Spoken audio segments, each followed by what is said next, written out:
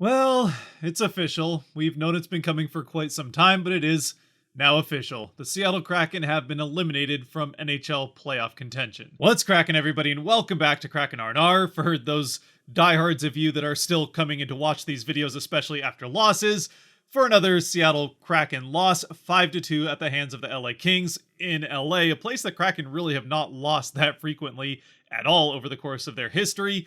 They do lose this one pretty handily, and if you want any example of what it looks like where the Kraken are at right now versus a team that's just inside the playoffs, well, this game was that, as the Kings currently are sitting in the second wildcard spot in the West. And for what it's worth, the Kraken did play a decent third period. Unfortunately, it took them until the third period to really start playing this game anywhere near their potential. And maybe in that way, the concerning thing is that they really don't have much of an excuse when it comes to the lineup, as they pretty much have the same starting lineup that they would have had at the start of the season, minus obviously no Alex Wemberg, who they traded, so Shane Wright's in that spot, but Winterton was out as Tatar comes back in, and then on the back end, yeah, Riker Evans is still playing, but he was one of the best Kraken out on the ice, and Vince Dunn was in most of this game anyway. And yet the Kraken still came out and played not a great first period, but not terrible, and then a pretty sloppy second period that really got worse as the period went along. We can start in the first period though, and we again don't have to spend too much time on this game as, well, yeah, there's not a lot positive to go over in the first two periods. The first period, at least at 5-on-5, they played pretty decent defensively. They weren't getting almost anything offensively. 7 shots on goal, but nothing terribly dangerous among those. Some decent offensive zone time here and there. Like at the start of the period, they were able to answer an LA push with a push of their own. Eventually, though, the Kings do open up the scoring with their first power play, which, although the Kraken do a good job of killing off the first minute or so of it, eventually the Kings get down, get set up, and it's just a beautiful passing play up into the slot. They wait out until they have just enough space to get that pass up into the slot for the one-time shot. No chance for Grubauer. The pass gets across Borgen, who kind of lost track of where the pass was going a little bit, so it gets through him. Shot goes on, and it's 1-0 Kings. The Kraken get a chance to respond with a power play of their own not long after, aren't able to do so, so we do get to the first intermission with not a lot else happening over the course of the back half of the first, with the score 1-0 Kings. And then, in the second period, that is, as I kind of already just said, where the wheels really do fall off for the Kraken in this game. Although not right away, they actually do get a pretty good start to the period, some good offensive zone time, really building momentum to try to tie the game up here early in the second, which lasts right up until they get a power play a few minutes into the second, which doesn't get off to a great start. Then the Kings get a pretty good shorthanded chance. Grubauer comes up with the save. The Kraken get a good response chance back the other way, don't score on it. That power play is killed off, and then the Kings kind of take over from there throughout the rest of the period. The Kraken really never get anything else going offensively over the course of this entire period, and in fact, have a hard time getting out of their own way, coming back the other way towards their end of the ice, where it just gets sloppier and sloppier as this period goes along. They're having a hard time connecting on passes. When they do connect on passes, guys are overhandling pucks, overthinking what they're going to do with the puck, and fumbling it away, turning it over constantly, which is leading to more and more pressure back the other way, more and more chances on net. And eventually, one of those does find its way in. This time, the sloppy defense from the Kraken shows up in allowing Trevor Moore to stand wide open in the back door, still maybe a little bit towards the slot area, but definitely on the backside of the net. The pass gets to him. He, with all the space in the world, has no trouble getting his stick on that puck and tipping it into the net. No chance once again for Grubauer. Again, this one is completely on the defense for just allowing Moore to stand there with all the time in the world, not only to be able to cleanly tip the puck in, but also to make it clear that he was wide open to get that pass in the first place. It really is, I mean, it's a nice looking play, but not that difficult of a play for the Kings to pull off because the Kraken just allow Moore to be there. But the unfortunate truth is that's not even the worst defense the Kraken play in this period alone, not even within the next few minutes, and not even against Trevor Moore, as just a few minutes later, now on the back half of the middle part of the period and middle part of the game, Trevor Moore on the rush comes into the offensive end, and it's probably the most unlikely duo for this to happen against, but it's the combination of Larson and Dunn who just kind of get caught standing in the middle of the offensive end. They're basically pylons for Moore to just shoot the puck straight past and then follow up his own rebound to put it in past Grubauer, which you might think is me making it sound a little bit worse than it actually is, but you can tell from the screenshots, and I understand they're just screenshots and not live action, so maybe it's not the full story, but it's the best I can do without getting copyrighted and all that stuff. Either way, the screenshots still make it look pretty bad, as Moore takes the shot from the high slot with both Dunn and Larson between him. I mean, not directly between him and Grubauer, but still closer to Grubauer than he is. So like I said, he takes the initial shot from the high slot, which Grubauer does make the pad save on. It's along the ice, so he doesn't really have a chance to make a glove save or easily freeze this puck. And maybe the rebound control could be a little bit better here, as it does rebound basically straight back towards Moore, but still plenty close enough for at least Larson to be able to whack the puck away and control that rebound back out into the corner. Now, even though Dunn is closer to Grubauer when the shot is taken, he's standing flat-footed, so he probably doesn't have as good of a chance to get to that puck as Moore, who is coming in with some momentum, and you could easily make the argument that Dunn probably shouldn't be standing in the middle of the slot without momentum towards the goaltender. Either way, Moore with that momentum is able to beat both Dunn and Larson to the puck. He gets the rebound and puts it in past Grubauer to give the Kings the 3-0 lead, and him his second goal not only of the period, but also the game. Now, sure, maybe we can give Dunn and Larson a little bit of a break. After all, like I said, this is a pretty rare blunder, at least this bad for the two of them, especially Larson, who's one of, if not easily, the best defensive defensemen the Kraken have on the roster. Definitely out of character for him, and Dunn, even outside of coming back from that long injury, also had gotten a bit banged up in the second period midway through it, and may have come actually a little bit after this, so maybe it doesn't play a role in this specific play, but Dunn does end up leaving the ice in the second period, late in the period, after getting hit up high in the neck, I think, or maybe the chin by, I don't know if it was a stick or a shoulder. It was kind of an awkward play down along the boards, and it might have been Larson's shoulder or stick that hit him. Either way, it was some weird circumstance that ended up definitely taking Dunn a bit out of his game and out of the game for a little bit. He would return in the third period for, well, at least one shift, but we'll get to that. Anyway, the point is, it hasn't been the easiest time for Dunn to be on the ice. Certainly, luck is not on his side when it comes to injuries at the very least.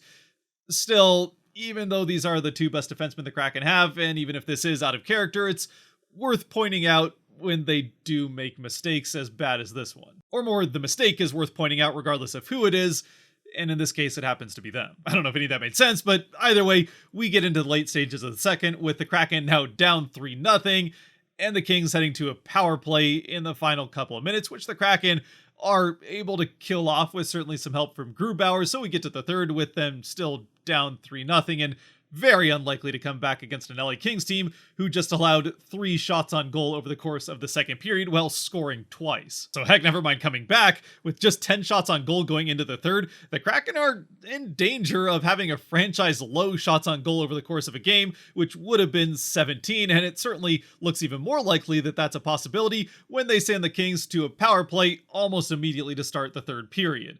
A power play the Kings don't score on, but the Kraken don't make anything happen shorthanded.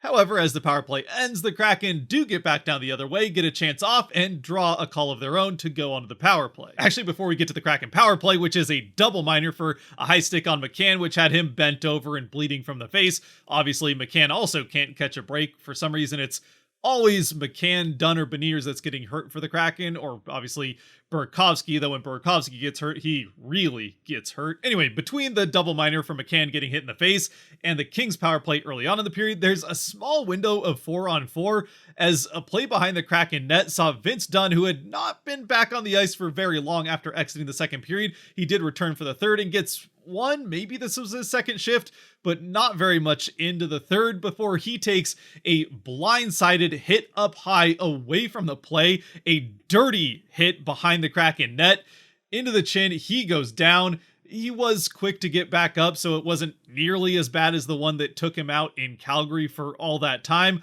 Either way, Larson goes quickly to respond to that, not only upset because Dunn took another dirty hit after just spending over a month rehabbing from one just like that, but also because he had just come back into this game from taking a hit up high, even if that one was a little more incidental. For whatever reason, Dunn seems to be getting targeted here. Larson goes to his defense. That leads to traded roughing calls. It was at least nice to see Larson quite heated. He doesn't even wait for, I think it was Arvidsson or someone for the Kings, doesn't wait for him whatsoever to drop gloves. He just starts throwing hands immediately.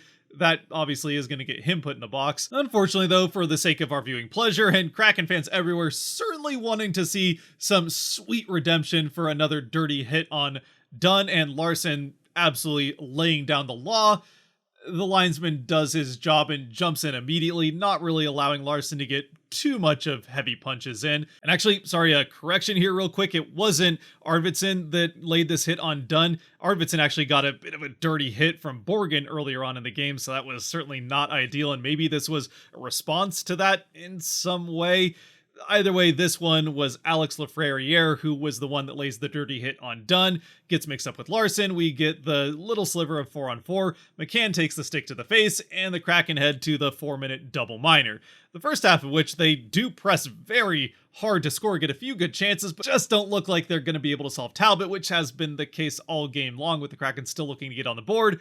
But in the final seconds of the first 2 minutes of this power play, which is important because if they score in the first 2 minutes, then they still get another power play afterwards. They finally get a play that has really been finding some success for them over this last stretch on the power play, though usually it's been Eberle over to Schwartz on the far side. This time it's McCann down to Bjorkstrand in the typical Eberle spot. Bjorkstrand across the goaltender's face to Burakovsky on the far side. Burakovsky going backhand, hitting the puck into the net on the far side. No chance for Talbot. And it's Burakovsky's 6th of the season that gets the Kraken on the board, gets them the power play goal, and just in time to make sure they still get the second 2 minutes of the power play. And they really do press in the second of the two power plays of the double minor to try to get back to within one with 2 power play goals, making good use of both halves of that McCann double minor. Unfortunately, they aren't able to get the second goal, and then back at 5-on-5 as we get into the middle of the period, the Kraken do continue to get the better of the possession time and keep momentum, at least to some extent, but really aren't able to create much dangerous opportunities, even though they're getting the puck into the offensive end, even getting set up a couple of times. As they start to get more and more aggressive offensively, it's actually one of those aggressive offensive plays that ends up biting them back the other way. It ends up coming off of a Borgen shot from not quite all the way up by the blue line, but still definitely above the faceoff circles, straight down the slot that's blocked not that far in front of him, and just takes an aggressive bounce off of, I would imagine, the shin pad of whoever ends up blocking it. It might have even been Fiala, who then follows up that block as Borgen was leading into the shot. His momentum is going towards the Kraken net, so he wins the race to the puck.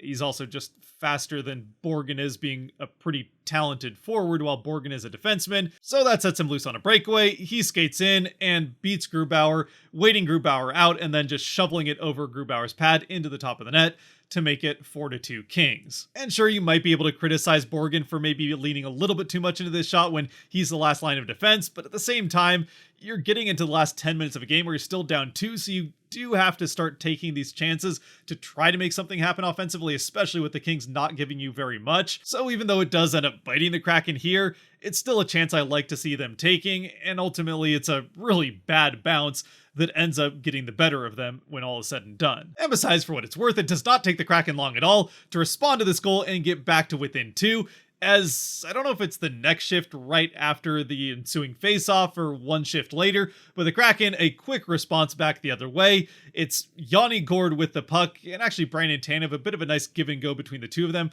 as they rush into the offensive end down along the side. Gourde gets the puck and then just power moves it up towards the net, gets in tight and tries to get a shot off. I think he might have actually gotten a shot off. Either way, it's fought off by Talbot out into the corner. Gourde goes and follows up the puck down in the corner, though, and then flings it back to where he came from on the far side, right to Brian Dumoulin, who's wide open, takes one quick handle to settle the puck on his stick, fires off the shot, and while Talbot was able to get back more than I initially thought watching it live in action, he kind of overcommits to the side where Dumoulin is, and Dumoulin puts it right back to where he came from, into the far side of the net to give Dumoulin his 5th of the season. The Kraken, their 2nd of the game, had 2nd of the period as they pull back to within 2, and now all of a sudden with 2 goals already in this period, it seems like, even if improbable, they could potentially come back and make this a game at the end of it. But unfortunately, it was never meant to be, as although the Kraken do actually maintain momentum out of the second goal and get a couple more pretty good chances, Talbot is up to the task as we get into the late parts of the third, and then just as you're starting to get to a point where down 2, you're thinking about pulling the goaltender a little bit earlier to have a chance to score twice and send this to overtime. But unfortunately, the Kraken never get to a point where they can pull Grubauer, because with about 4 minutes left, they make another horrible defensive blunder, this time in the offensive end. And well, like I said, with the Borgen goal, there's something to be said that with this amount of time left in the game and still down 2, you gotta be aggressive offensively and take some chances. This is not one of those chances. You have to at least be somewhat responsible with the chances you take, and having 3 players clumped around the top corner of the offensive end trying to hold the puck into the offensive end is not the way to do that, especially when one of those 3, your last line of defense, in this case Jamie Oleksiak, is flashing past everybody into the offensive end trying to take the puck with him. So then when the puck squirts past all 3 of them, that basically leaves Eberle in a foot race with Moore, which, of course, surprise, surprise, the younger and slightly faster Trevor Moore is able to get to that puck first. Eberle still makes him fight for it a little bit, but he does get to it and then is on a breakaway from the Kraken blue line into Grubauer. He gets the shot off, going 5-hole on Grubauer, who does think that he has it, and he did at least get a piece of it, slowing it down, but it still trickles through the 5-hole and into the net. So for Grubauer's part in this, well, it's certainly not ideal. He's facing a second breakaway in about 10 minutes time. He probably could have played this one a little bit better. Either way, this goal making it 5-2 Kings does put the game away as the Kings finish out with that score. Nothing really happens over the last couple minutes. And yeah, the Kraken with the loss are officially eliminated from the playoffs, but still very much within a top 10 draft spot, which as far as that's concerned, things have been going pretty well for the Kraken there, as a lot of the teams around them continue to win games, not today, but between the 2 Kraken games, except for the Flames, who lost to the Ducks, and that's, I mean, hilarious, but not great for the Kraken, since the Flames do now have a 2-point lead on them in being higher in the draft order. They're 2 points behind the Kraken, but you know what I mean. Aside from that, though, as far as takeaways from this game are concerned and how the Kraken played it, I mean, again, it hardly matters at this point. Losing for them is actually better in the long run, but you still want to see them at least play good, respectable hockey in those losses. And while I would say that they did that for the most part in the third period, aside from the one blunder there at the very end, by 3 players all at once, but still one blunder that really leads to that 5th goal for the Kings. They played a pretty good third period and really played better than the Kings in that third. Unfortunately, the second period just never gave them a chance. It put them down 3-0. I mean, the Kings did score once in the first, but I honestly think the Kraken played an okay first period against a good Kings team. They just weren't given much offensively, and at least managed to respond by not giving the Kings too much offensively, at least at 5-on-5. But it's a similar issue where the Kraken just aren't playing full 60 minutes, and consistently not playing full 60 minutes. Now they can get away with that when they're playing teams like the Ducks or the Sharks, for example, but when you play a team like the Kings, it becomes pretty obvious when you don't show up for a period like they didn't in the second of this one. Now they were able to figure out how to not do that for big stretches of last year, and that's how they end up in the playoffs, so we'll have to see what team shows up next season. As for the solution is to that problem and what was different last year to this year, I don't know, your guess is as good as mine. It kind of seems like things went poorly at the start of the season. Then the Kraken kind of felt like they did at the end of this game, where they have to really press to get things back going the right way. Eventually, they did manage to make that happen, but then things just start to slide a little bit. You start to get out of those good habits.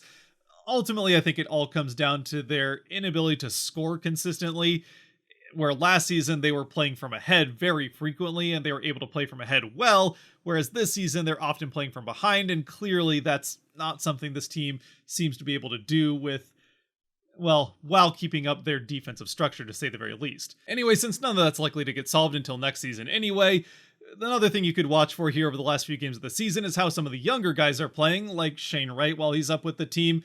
Same with Ryan Winterton, although he doesn't play in this game. Riker Evans, who's still early on in his NHL career, and even to some extent still Matty Beniers, even though he played all of last season and obviously won the Calder. As far as those guys are concerned, Shane Wright played the most time he's played in an NHL game, once again, over 16 minutes in this game, so he's getting a lot of ice time and looked pretty decent, still centering that line with Schwartz and Eberle.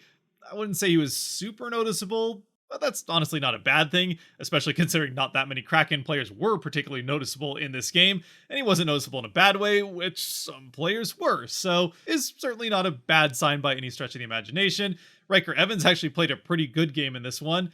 I don't know how many stars I'm going to do in this, but if I did get to 3, he might be one. We'll get to that in a second. Matty Beniers again, and not super noticeable, not in a negative way either, just a kind of nothing game for most of the players on this team. And I suppose we might as well just get to and finish with the Kraken 3 stars. I'm not sure there's gonna be 3 of them, but they are, as always, brought to you by the patrons over on Patreon. If you want to help decide these 3 stars or help decide the Kraken awards for the channel at the end of the season, you can go to the link down below and help do that over there. Anyway, yeah, like I said, not a lot of great players in this game or standouts necessarily. Dumoulin, I think I'm going to give the first star since he does get that second goal. And it was a nice play by him coming up into the play to get that pass from Gord and score it on the backside. And a nice shot to see Talbot coming back across and then put it into the far side where Talbot had come from. Part of me kind of wants to give Dunn a star just for gutting it out, at least for a while, and then taking another hit.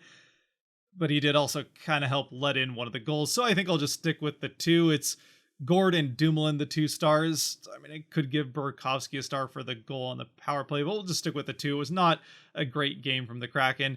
So let me know what you think in the comment section below, what your thoughts on this game are, thoughts on the season now that the Kraken are officially eliminated, and where you'd like to see them fall in the draft order or something.